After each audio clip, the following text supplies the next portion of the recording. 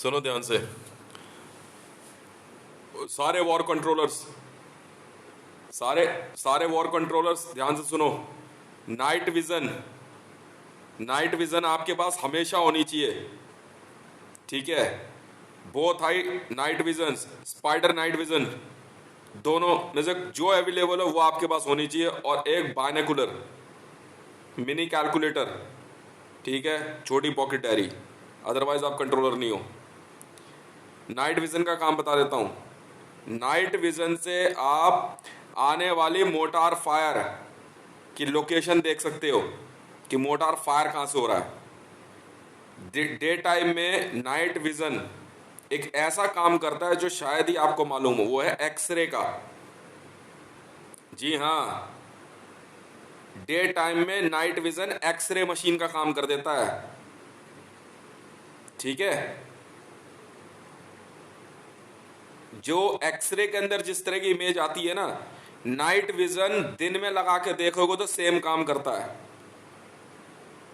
Right. एक बात, दूसरा, ये एक ऐसा खेल है जो वर्ल्ड में बड़ा सीक्रेटली खेला गया पर है बड़ा फेमस। अगर आप नाइट विजन लगा लोगे, हम लोग थोड़ा सा क्या कहते हैं अपनी हरकतों से बाज नहीं आते हैं। कोई लड़की आ रही होती है ना सामने से, बस नाइट विजन लगा के बैठ जाते थे, जरूरत ही नहीं, पता लग जाता था अंदर उसने कोई मेटल छुपाया नहीं छुपाया, एकदम टनाटन।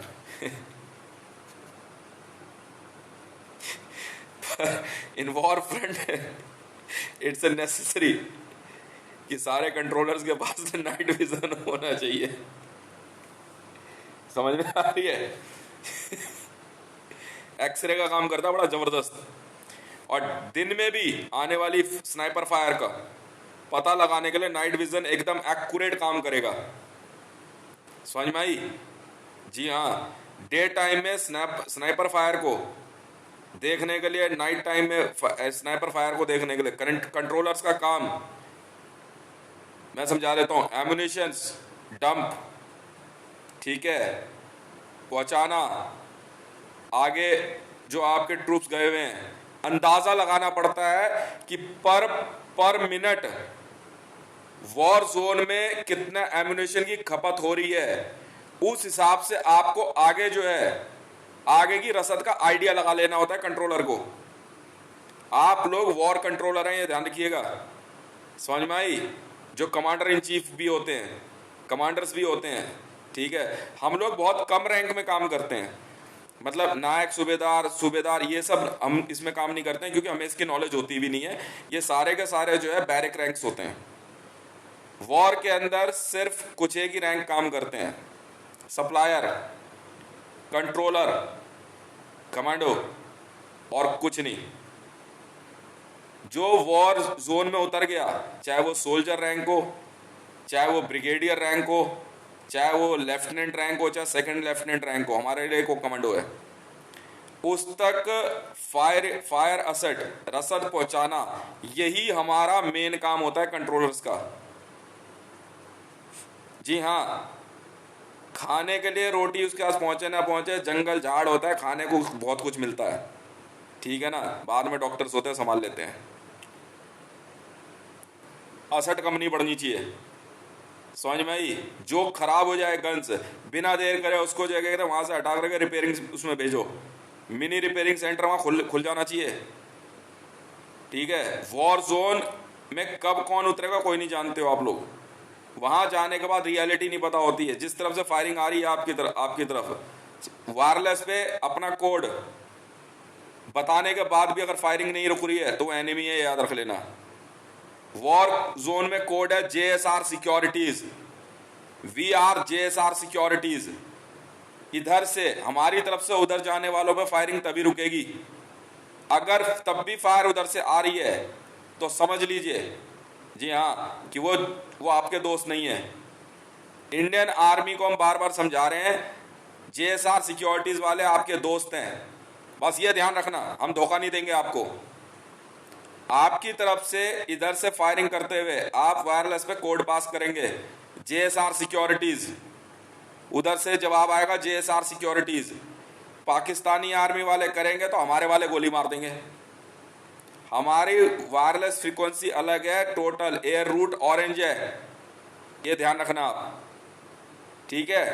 एयर रूट ऑरेंज है और पर्सनल रूट है। इस रूट पे आने वाली किसी भी फ्लाइट को मार गिराते हैं हम, चाहे वो वर्ल्ड के सबसे सिक्योर बंदे की क्यों ना हो। इसी रूट से हमारा सामान आता और जाता है। All over world air traffic control orange route में नहीं घुसने देता, और ऑरेंज रूट हमारा किसी भी रूट को काटते हुए है, बस ये समझ लो, सारे रूटों को काट देता है। आप डाइवर्ट करो, हम डाइवर्ट नहीं करते, ठीक है जी। यहां से क्या नाम है इसका यार, जीएमआर से इस्लामाबाद, इस्लामाबाद से काबुल, काबुल से सऊदी, जी हाँ दुबई, दुबई से इराक, ठीक है, इराक से ईरान, ईरान से तेल अवीव, ये सारे ऑरेंज रूट हैं। इस रूट पे हम सीधा चलते हैं। आप कभी भी किसी भी समय जीएमआर से ऑरेंज रूट ले सकते हैं। ऑरेंज रूट पूरी तरह से सिक्योर है। जेएसआर सिक्योरिटीज का, मैं हूं जेएसआर हितेश, जेएसआर सिक्योरिटीज का ऑरेंज रूट पर्सनल है। इस रूट पे होने वाली फायरिंग के लिए हम बिना देर करे न्यूक्लियर ड्रॉप कर देते हैं सर, हम नहीं सुनते और कुछ नहीं सुनते हम। जीएमआर से इस्लामाबाद रूट तैयार हो चुका है, पूरे पाकिस्तान के ऊपर ऑरेंज रूट तैयार हो चुका है। आप कभी भी जीएमआर, जी हाँ T3 एयर ट्रैफिक कंट्रोल से इंडियन एयरफोर्स वाले जेएसआर सिक्योरिटीज का ऑरेंज रूट मांग सकते हैं। आप लोग ले लीजिए, आप ऑरेंज रूट लेकर के जो है आप रूट पे आप ट्रैवल कर सकते हैं आसानी से। जी हाँ, जब पाकिस्तान ने एयर स्पेस खोलने के लिए मना कर दिया था, बहुत बात करने के बावजूद भी, तो हमने जो है आपसे ठीक 2.5 से 3 महीने पहले ऑरेंज रूट बना लिया, बिल्कुल बना लिया सर, बाय फोर्स बनाया, हम नहीं सुनते। आसानी से आप जीएमआर से कराची, इस्लामाबाद, फैसलाबाद, जहां जहां पे इनके क्या कहते हैं आपका पैसेंजर, बिल्कुल है जी, पैसेंजर एयरपोर्ट हमारा अपना ऑरेंज रूट है, जिसमें दमो रोक के दिखा दो। आए दिन हमारे जेट्स उसमें से उस पर ट्रैवल करते हैं फाइटर जेट, और सब है हैवी पेलोड के साथ। हैवी पेलोड का मतलब ये है कि जहां इन्होंने दिमाग खराब किया हम तो सीधा ड्रॉप कर देते हैं जी, भाड़ में जा ना तू। बीच में कुछ एक कोशिश हुई थी, ठीक है जी, पाकिस्तानी एयरफोर्स की तरफ से, उनको जो है क्या कहते हैं हमने बड़ा बड़े तरीके से शांत कर दिया। तुम अपना समझो, हमें कोई मतलब नहीं है, ठीक है। ऑरेंज रूट हमारा मिलिट्री जोन एयर रूट है। इसके बाद व्हाइट रूट जो है वो पैसेंजर एयरलाइंस के लिए है, वो आप कभी भी मांग सकते हैं GMR terminal 3 air traffic control से। जी हाँ, हमने बनाया सर, इससे पहले कलर रूट थे ही नहीं, कलर रूट थे ही नहीं सर, इंटरनेशनल लेवल पे भी सिंपल एयर रूट बने हुए थे, कलर रूट हमने बनाए हैं सर। हमारे पैसेंजर जेट्स आराम से आते जाते हैं जी।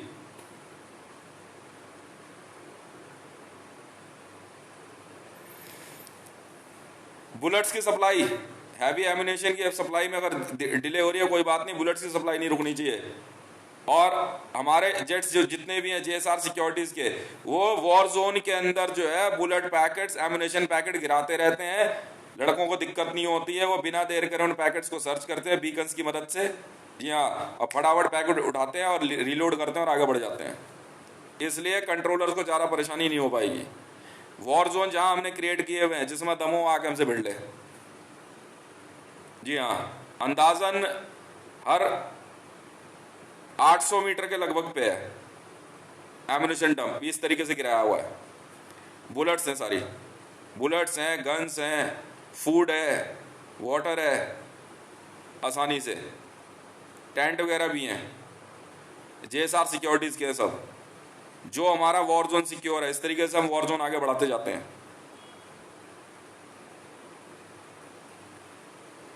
बिल्कुल सही है जी, और बहुत बहुत धन्यवाद, बहुत बहुत बधाई आपको। ठीक है जी। पाकिस्तानी आर्मी वाले पख्तूनख्वा भी पार नहीं कर पाए हैं। बीच में जिस जगह से फायरिंग आ रही है मैं आपको बता देता हूँ, ये, हाँ जी, ये स्कूल का एरिया होगा कोई, बिल्कुल सही है। आप मैप पे सर्च करो, स्कूल या कोई मॉस्क होगा। तो थोड़ा एहतियात बरतनी है आपको रिटर्न फायर में।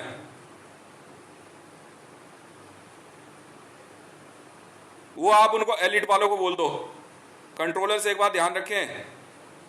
जी हाँ, स्ट्राइक कोर अगर कहीं पर रुक रही है, बिना देर करे एलिट भेजेंगे, बिना देर करे एलिट भेजेंगे। एलिट में आप लिख लो सर, मार्कोज है, पैरा एसएफ है, स्वाट है, यूएस नेवी सील है और पैरा एसएफ है जी। एलिट में है ये सब के सब, एनएसजी। हर कंट्रोलर के पास कम से कम 250 लड़के एलिट के होंगे ही होंगे। जी हाँ, और एलिट वाले आगे जोन क्लियर करके वापस आकर के वापस पोजीशन लेंगे, वहां पे अगले आदेश का इंतजार करेंगे, और कंट्रोलर्स भी अपनी पोजीशन आगे बढ़ाते जाएंगे। और इधर दूसरी साइड से एसएसबी, आप लोग एरिया क्लियर करके पोस्ट बनाते जाएंगे, पोस्ट क्लियर करते जाएंगे ना। हमारी परमानेंट थोड़ी है सर, जेएसआर सिक्योरिटीज परमानेंट में रखते ही नहीं है, हमारे पास तो कॉन्ट्रैक्ट है, हम तो क्लियर करके दे देंगे आपको।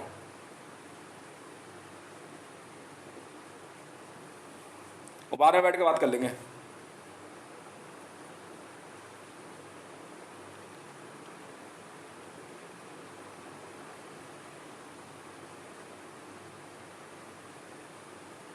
आप उसमें अब वैसे मत बनाओ ना, आप कंट्रोल सेंटर जो है ना वैसे मत बनाओ, आप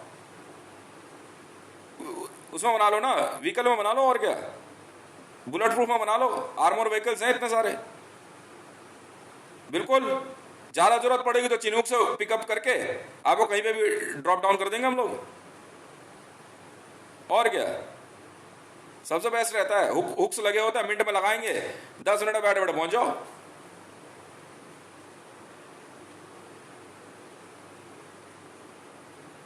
सर्च ऑपरेशन चल रहा है सर अभी आगे सिविलियन में।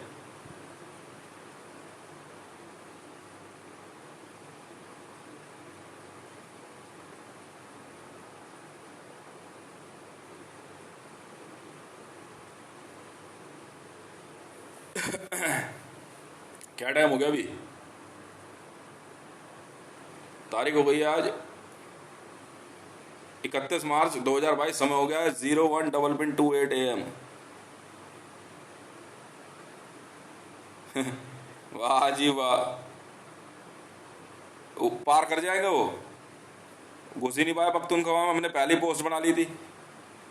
बलूचिस्तान में हमने क्या किया, जो बॉर्डर थी ना, पुलिस पोस्ट बनी हुई थी, सीधा सीधा वहीं पे जो है क्या कहते हैं, चिनूक्स लैंड करा दिए, लड़के उतरे, फटाफट गोली मारी, पुलिस पोस्ट अपने हाथ में ले ली, बात खत्म। सारे जितनी भी एंट्रीज थी ना रोड की, सब हमने अपने हाथ में ले ली। बाकी जो क्या कहते हैं ट्रफ्स एरिया है, ट्रफ्स एरिया में आ जाओ जिसमें दम है, वहाँ कमांडोज बैठे हुए हैं। ऐसा लग किया हुआ है। पख्तूनख्वा भी एंट्री जो है ना, पुलिस पोस्ट सारी हमारे पास है, जेएसआर सिक्योरिटीज के पास चल रहा है काम। अरे छोड़ो ना, इतनी ही देर काम हमारे लिए। तो पे भी आपको रोड ब्लॉकेज में एंटी पुलिस फोर्स दिखती है, एलिट का काम है, फटाफट एलिट को रिपोर्ट करेंगे, एलिट के लड़के जाएंगे। वो मैं थोड़ी बताऊंगा कि कितने ग्रुप में जाऊंगा, अपने आप समझेंगे। वो मेरी आदत नहीं है कि भाई 2 लड़के जाओ, पराक्रम दिखाओ, वहां पे साहस दिखाओ, चलो चल, जरूरत वहां पे 10 लड़कों की है ना, 50 लड़के भेज, समझ में आई बस। और आगे ग्रुप का नाम लिखवा दिया करना। हाँ, ये नहीं कि बाद में कहोगे सर हमारा एक ग्रुप रह गया था पेमेंट के लिए। हाँ, वो याद रखना कि भाई इस समय इस काम के लिए गए थे, कोड होते हैं उसके, ये था और ये इतने ग्रुप में लड़के थे, बस बात वो याद रखना बस। भाई उसमें उसमें हमारे पीछे मत पड़ना भाई, वो तुम्हारी जिम्मेवारी है, वो तुम्हारी जिम्मेवारी है। हाँ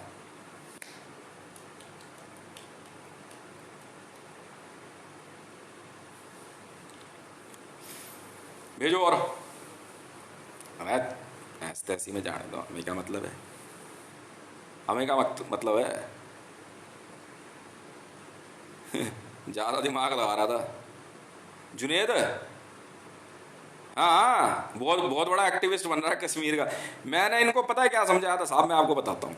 मैंने कहा यार तुम ज़्यादा एक्टिविस्ट बनोगे ना, और अगर हम एक्टिवेट हो गए, क्योंकि हम भी एक्टिविस्ट हैं, यकीन मानो सर, हम भी एक्टिविस्ट एक्टिविस्ट हैं, पर हम दूसरे तरह के हैं यार। तो मैं वही समझा रहा था, ये मानते ही नहीं है। इनका ज़्यादा एक्टिविस्ट छा रही थी इनके। मतलब एक बात बताओ सर, आप अगर मैं गलत हूं तो,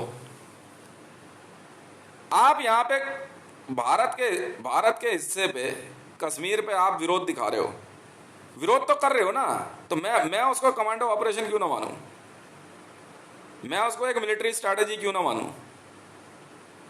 आप खुद सोच के बताओ मेरे को आप, मैं उसको मिलिट्री स्ट्रैटेजी क्यों ना मानूं, मैं उसको एक युद्ध नीति क्यों ना मानूं।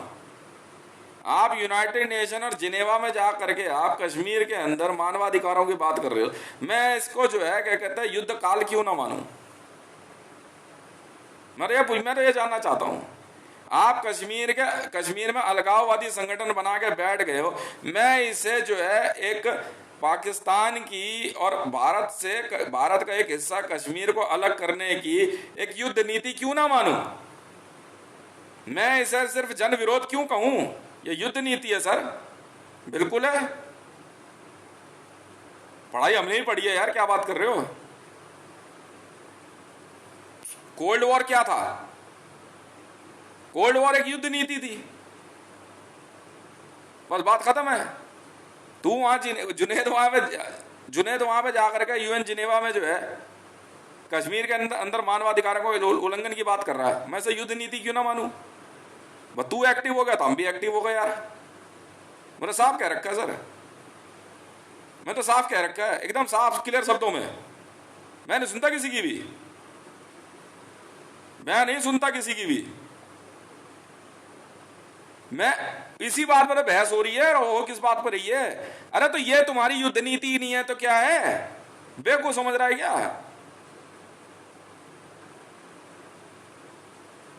फिर वही बात है, यहां से कश्मीर से इतने सारे लड़के लड़कियां जा करके एक्टिव हो रहे हैं, और युद्ध नीति तो है और क्या है। तो बस तुम एक्टिव तुम तुम्हारी एक्टिविटी पंथी कुछ और है, एक्टिविस्ट पंथी कुछ और है, हमारी कुछ और है, बस बस और कुछ नहीं है। हम भी हम एक्टिविस्ट हैं। हाँ वो अलग बात है, तुझे पसंद नहीं आ रहे, तू हमें पसंद नहीं आ रहा। पर देखो सर, कलम में और तलवार में कोई फर्क नहीं होता, ये कहने वाले ने कहा है हाँ या ना, बात खत्म है। तेरे बस की थी, तूने कलम निकाल ली, हमारे बस की हमने तलवार निकाल ली, इतनी सी बात है।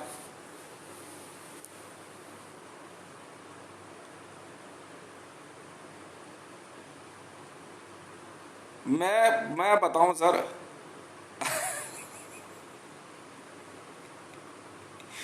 मैं तो ऐसा आदमी हूं, वहां आया ना, मैं तो कुछ नहीं कहूंगा, मैं कहूंगा तो एक काम कर, हाइड्रोजन ही मार दे, बाढ़ में जाने थे ना, हमें क्या मतलब है। शेर घोड़े कुत्ते बिल्ली दोबारा आ जाएंगे, इतना कौन दिमाग लगा रहा है। फिर लड़के कह रहे थे भाई थोड़ा सा जो है ना यार प्रैक्टिस करनी है, मैं कहा चल कर ले, और क्या, इतनी सी बात है, सिंपल सी बात है, और क्या। तो क्या हो गया इसमें, श्राइन बोर्ड दोबारा बना देंगे, गुफा इधर के बजाय उधर बना देंगे। तो क्या हो गया। हाँ तो ऐसे तो बहुत सारी मिल जाएंगी गुफाएं, फिर वही बात है।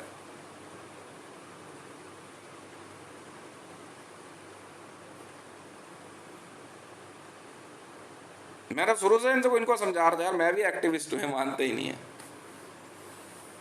कह रहे तुम फौजी हो, मैं तुम्हारी गलत फहमी है। हम एक्टिविस्ट हैं, JSR सिक्योरिटीज। हाँ और क्या।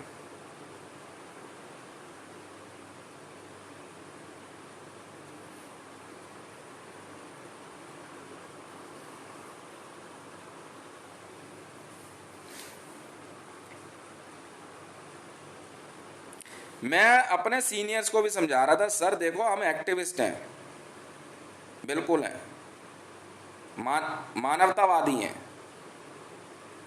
और क्या, क्या बोलना चाह रहे हो आप लोग?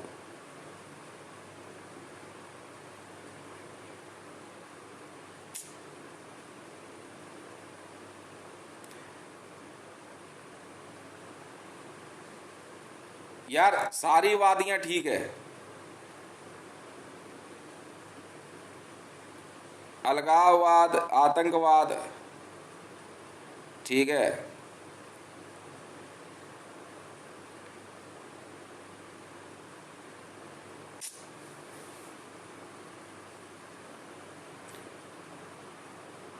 कश्मीर में टमाटर मूली छांटने जाएंगे, बेवकूफ हो गई है क्या? क्यों हमारे यहाँ मार्केट नहीं है?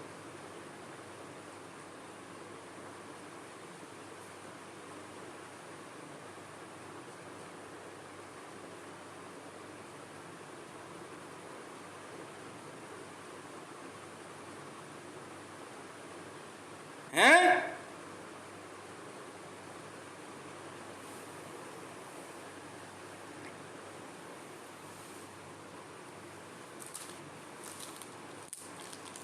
तो वो पहली बार हमला थोड़ी हुआ है कश्मीर रेडियो स्टेशन पे ना, इससे पहले भी तो 2 बार हमला हो चुका है।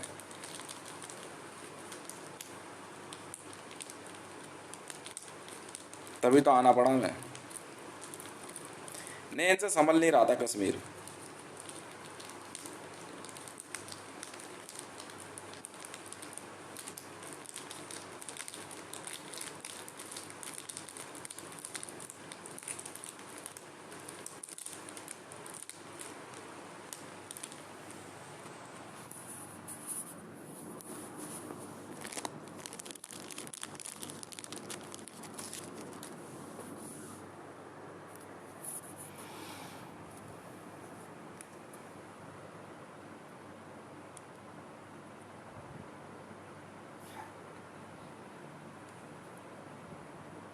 बर्रा बर्रा बर्रा बर्रा। डर लग रहा है।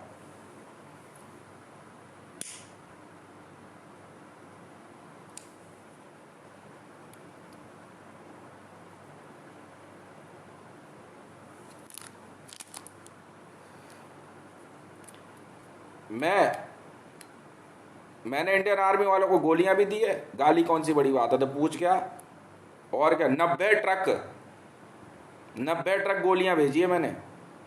और क्या, क्या बात कर दी तूने? गाली तो पूरी बात बोल रहा, गोलियां भी दी मैंने उन्हें, बिल्कुल दी। हम्म।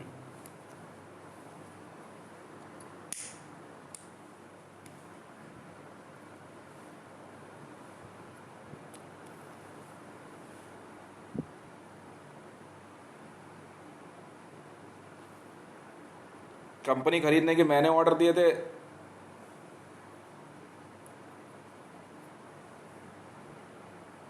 तो ट्रक मेरे नहीं होंगे तो तुम्हारे होंगे।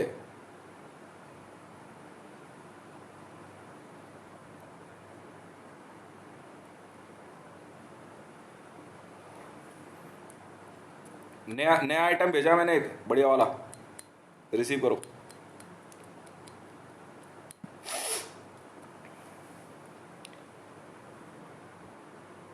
जी हाँ, एक्सप्लोजिव ढूंढने हैं। रेडियो स्कैनर है।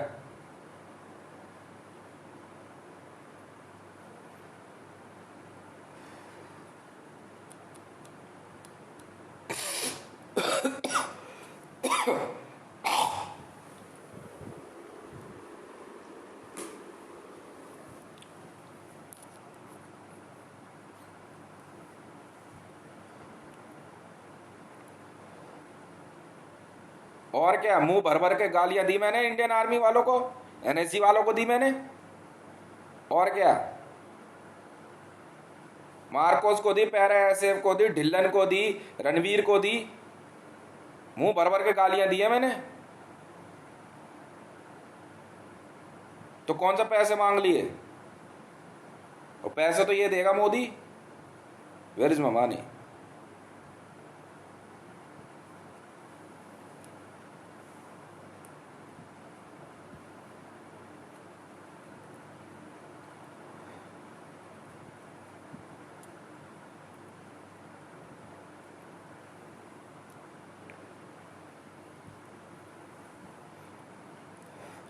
तो क्या हो गया, जेसीओ का पैसा कमाना छोड़ दूं?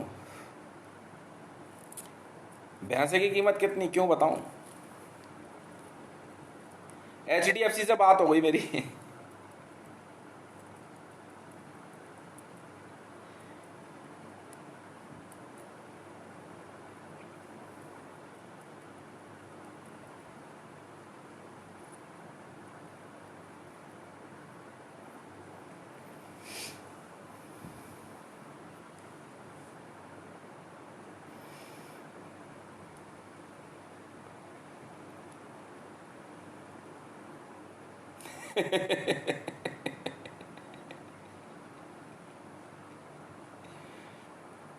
और क्या उसकी।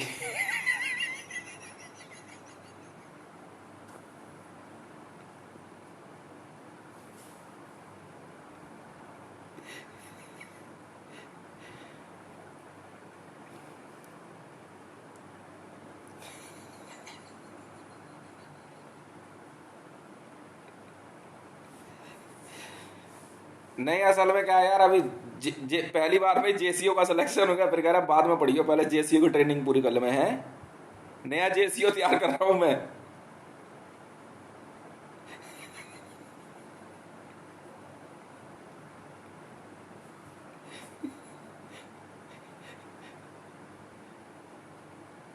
बुद्धि। तो और क्या, सबसे पहले उन्हें मार तो, मर गए बेटा तुम, अब निकल लो यहां से।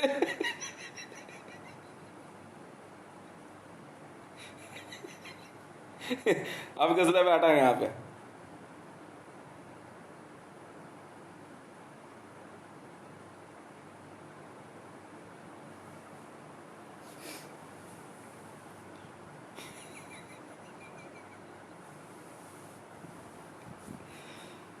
फिर वही बात है, मैंने वचन दिया था ना इंडियन आर्मी को, मैंने कहा मैं आपकी हर तरह की गरीबी पूरी कर दूं। मैंने सिखाई इनको गालियां।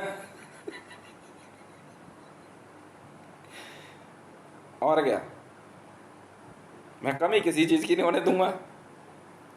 मामला ये हुआ, जब मैंने इंडियन आर्मी को पहले 10 लाख करोड़ रुपए की बात कही, मैंने कहा आप 10 लाख करोड़ रुपए सेंक्शन कर लो, पहुंच जाएगा पैसा। फिर 7 लाख करोड़ रुपए, 17 लाख करोड़ गया, फिर बाद में इसको बढ़ा के मैंने 35 लाख करोड़ कर दिया। अब ये जो है ना, कैबिनेट में और बाकी लोग पीछे पड़ गए, राजनाथ सिंह वगैरह के, भाई आप पैसा डायरेक्ट नहीं ले सकते। मैं भाई क्यों? कह रहे हैं इसमें डिफेंस मिनिस्टर की जरूरत है। मैंने कहा हमें तो नहीं पता था। मैं कहा ये देखिए बंदूक देख रहा है। इससे पूछूं, हाँ भाई ट्रिगर दबाऊंगा तो तू गोली निकलने से पहले पूछेगा डिफेंस मिनिस्टर से पूछा नहीं पूछा? उसने मना कर दिया बंदूक ने, कहता नहीं।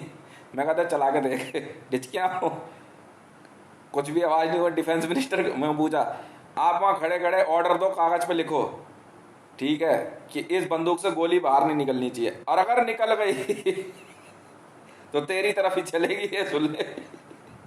देखता हूं तो कितना बड़ा ऑर्डर देने वाला है। उसके बाद से कभी दोबारा दिखाई नहीं दिया।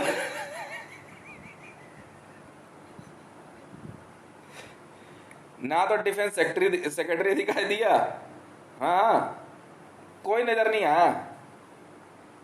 फिर क्यों दिमाग लगा रहे हो? और मैं कहा अच्छा, मैं कहा ये लो फिर।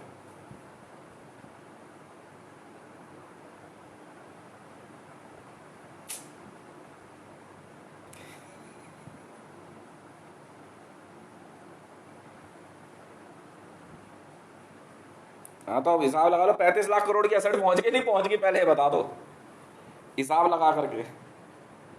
लगभग लगभग पहुंचने वाली होगी, हो ही गए होगे पूरा हो ही गया होगा। क्यों, श्रीनगर एयरबेस का क्या हुआ?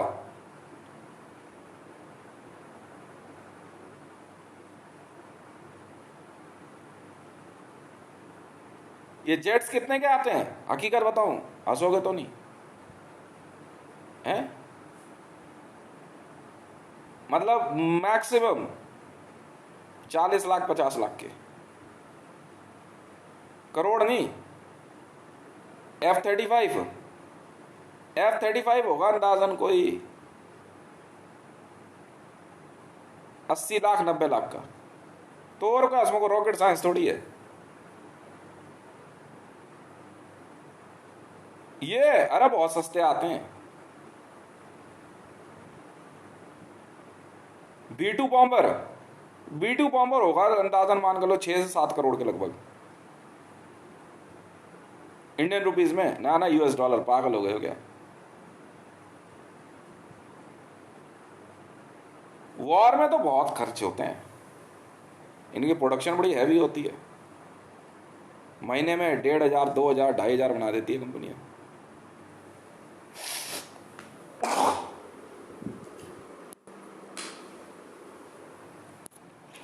पैसेंजर जेट की कीमत, पैसेंजर जेट थोड़े महंगे होते हैं, पैसेंजर जेट हो जाते हैं 30 करोड़ 40 करोड़ के लगभग। अब पैसेंजर जेट थोड़े महंगे होते हैं।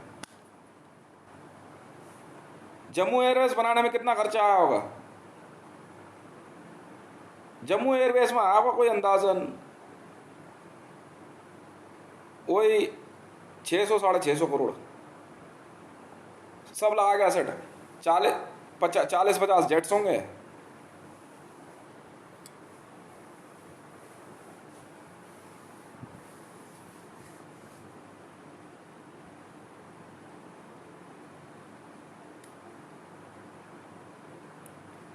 और क्या ना, अंदर वजन तो उसका होता है ना, मेटल प्लेट लगती है ना, आयरन प्लेट होती है ना। ना ना इतना महंगा थोड़ी है। तो वही तो मैं कह रहा 1500 करोड़ है। तभी मैंने कहा हाँ हाँ 85,000 करोड़ का मेरे से ले ले F-35 क्या पागल आदमी है इसी बात की तो खुंदकती है। मैं क्या बात कर दी यार, 80-85 लाख में F-35 आराम से आता है,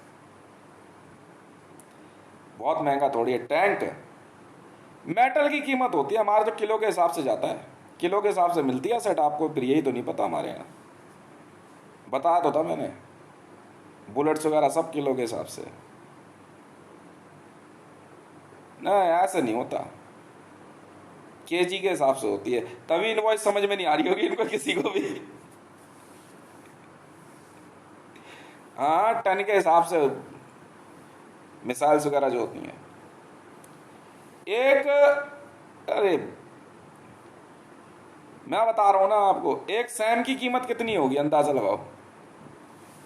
एक सैम की कीमत होगी कुछ नहीं कुछ तो 2,500 रुपये, इससे ज़्यादा नहीं होती। वो तो बहुत छोटा तो मैकेनिज्म होता है, टन के हिसाब से तो बनती हैं चिप्स वगैरह सब, एक बार बन गए फटाफट लगाते चले जाते। पाइप ही तो है, और है क्या, पाइप और मेटल ही तो है, वो रॉयल्टी वाला सिस्टम नहीं होता इसमें, एक बार बन गया। रॉयल्टी में कितना देते हैं, एक सैम के पे रॉयल्टी चली जाती है 70-80 रुपए। फायर भी तो होती है दबा के, 2.5 रुपए 3 रुपए 5 रुपए की बुलेट्स होती हैं।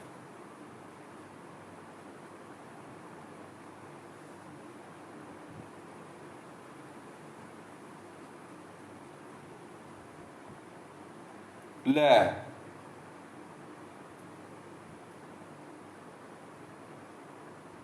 फ्यूल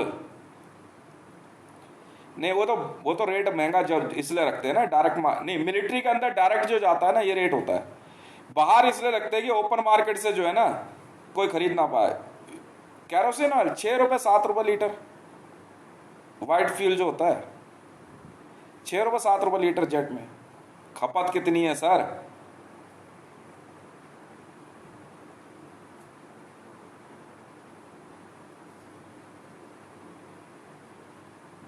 रिवॉल्वर, रिवॉल्वर मान के चल लो बहुत महंगी होगी ना, एक रिवॉल्वर तो 1000 रुपए की होगी, बहुत महंगी होने पे रिवॉल्वर जो है। AK-47, AK-47 मिल जाएगी आपको ज़्यादा से ज़्यादा 5000 रुपए की। अरे लोहा 5000 रुपये सर, मैं तो बहुत ज़्यादा बता रहा हूं।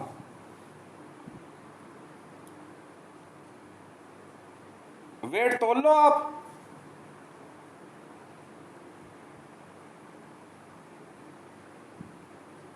वेपन ट्रेड ही तो सबसे सस्ता है, इससे ज़्यादा सस्ता ट्रेड ही नहीं है कोई। कपड़े महंगे हैं, खाना महंगा है सर। जी हाँ, एमुनेशन महंगा थोड़ी है। मैं आपको बता रहा हूं ना, ब्रह्मोस की कीमत कितनी होगी? ब्रह्मोस की कीमत होगी ज्यादा से ज्यादा जो हो जाएगी तो 40,000 रुपये। न्यूक्लियर बम की कीमत कितनी होती है? 2.5 से 3 लाख रुपए। और क्या, लॉन्च करने का खर्चा।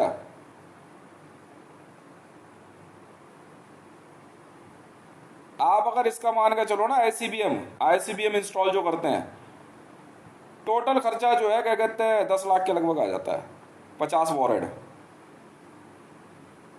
सर सबसे सस्ता ट्रेड है, सबसे सस्ता ट्रेड।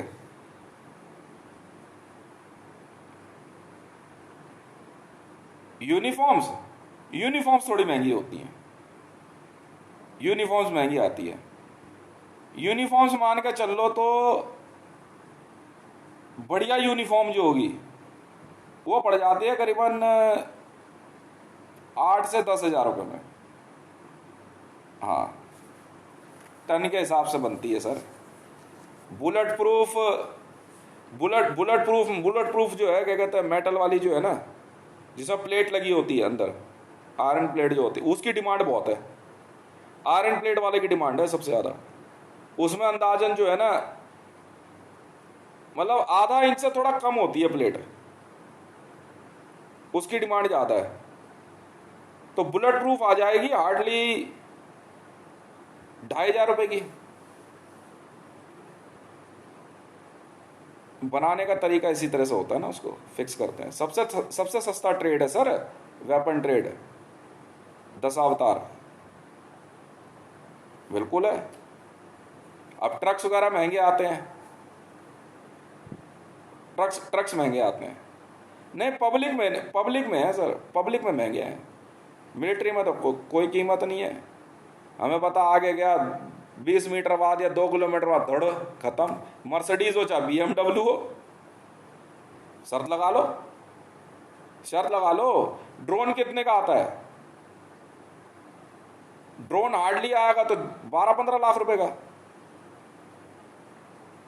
हार्डली। क्योंकि उसका कंट्रोल और क्या कहते हैं, सर्वर महंगा होता है ना। वो सर्वर में एक साथ कई बंदे बैठ के काम कर रहे होते हैं। ड्रोन्स में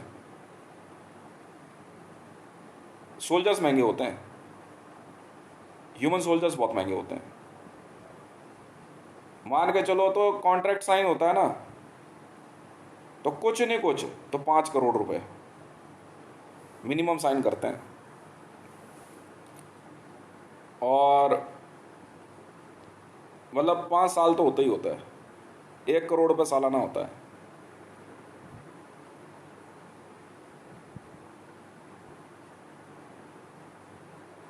शूज वगैरह मान के चलो डिवॉल्ट के हो गए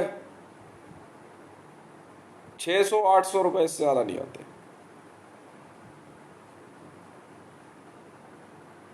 250, 300, 400 ऐसे रियलिटी है। प्रोडक्शन बहुत हैवी होती है सर, और बिकते बहुत हैं, कंजम्पशन है, वॉल्यूम का खेल होता है इसमें। पर मिनट हम लोग अंदाज़ा लगा लेते हैं वॉर जोन में कि टोटल जो बुलेट्स फायर हो जाएगी 25 से 30 लाख हो जाती है। सेमी ऑटोमेटिक, फुली ऑटोमेटिक, पता है सर कैसे? 1 मिनट में तो मैगजीन खाली कर देती है AK-47, 1 मिनट से भी कम समय में।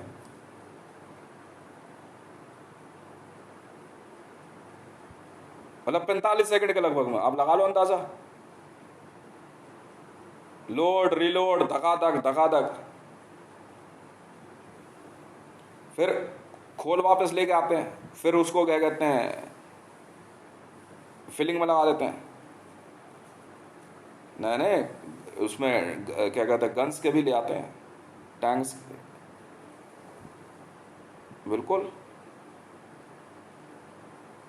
बहुत महंगा ट्रेड थोड़ी है, पर हाँ ये है कि मिलिट्री के साथ काम करो ना डायरेक्ट, तो दिक्कत नहीं होती कभी, क्योंकि उनको पता होता है भैया लाइसेंस है ये आपके लिए, चल बन रहा है, आप उठा लो अपना माल जब मर्जी। पेमेंट में खरे होते हैं, पेमेंट में खरे होते हैं, सबसे बढ़िया बात है, और टाइम पे काम चाहिए होता है, बात खत्म। बाकी जगह नहीं लगाता मैं दिमाग।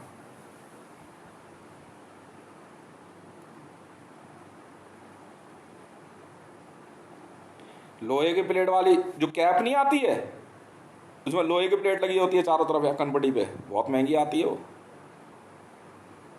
मतलब 1000 रुपये 1200 रुपये की आती है वो। उसमें अंदाजन 1 सेंटीमीटर मोटी प्लेट लगी होती है।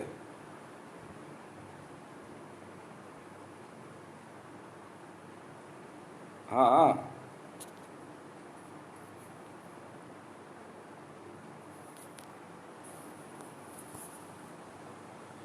ये डिवाइसेस महंगे होते हैं, नाइट विजन वगैरह। नाइट विजन महंगा है, नाइट विजन जो है आपका 8000 10,000 तक का पड़ जाता है कई बार। इलेक्ट्रॉनिक सूट जो होते हैं ना, जो कमांडो सूट्स होते हैं, उस सर्वर से जो कनेक्ट होते हैं, जैसे ही वॉर इलेक्ट्रॉनिक हो जाती है ना, तब थोड़ी कॉस्टली हो जाती है। जब तक मैकेनिकल है ना, तब तक दिक्कत नहीं है। इसीलिए जो है मतलब 5000 की फोर्स पे ना 100 इलेक्ट्रॉनिक कमांडोज रखते हैं हम।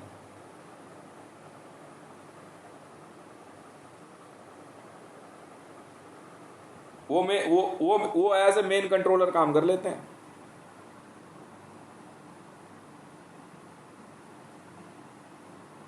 ठीक है।